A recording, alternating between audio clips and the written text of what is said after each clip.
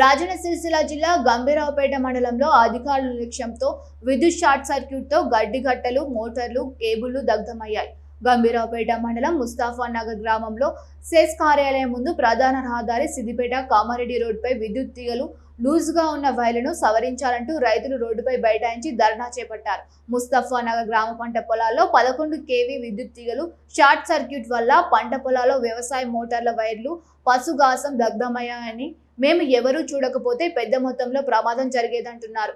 Loose వైర్లపై చాలాసార్లు విద్యుత్ అధికారులకు విన్నవించుకున్నా పట్టించుకున్న పాపాన పోవడం లేదని ఆవేదన వ్యక్తం చేశారు. ఇప్పటికైనా అధికారులు స్పందించి వెంటనే చర్యలు చేపట్టాలని డిమాండ్ చేశారు.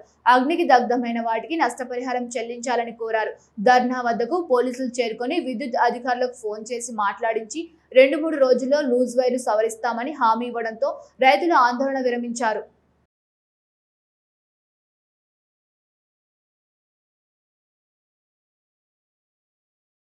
పక్కనే 2 పోల్ల సందున 11 kV వైరు చేయెత్తే అందుకునేంత దూరంలో ఉంది.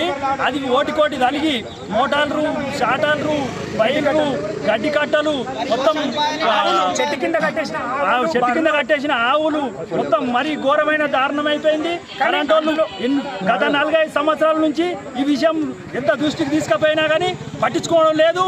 ఒక్కొక్క కరెంట్ డిపార్ట్మెంట్ మొత్తం పట్టించుకుంటలేరు.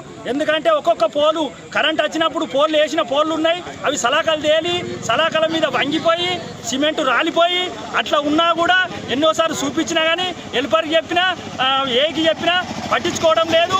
అది వెంటనే దాన్ని అవి మంచిగా వేసి పరిష్కరించాలని మేము కోరుకుంటున్నాం. రోజు మధ్యాహ్నం 1-1:30 ప్రాంతంలో SS2 ట్రాన్స్ఫార్మర్ సెకండ్ ట్రాన్స్ఫార్మర్ అయితే 11 kV వైరు కాది టచ్ అవ్వడం వల్ల షార్ట్ సర్క్యూట్ వెళ్ళడం వల్ల వైర్లు ఏది కేబుల్ వైరు, పైప్ లైను, మామిడి చెట్టు కిందున్న ఆవు దూడ, బైర్రేలు చచ్చిపోయేటి. కానీ అక్కడ ఉన్న ఒక మనిషి గొర్రె కాపరి ఆయన ఇడిచిపెట్టిండు వీటిలను, అవి చనిపోయేటి.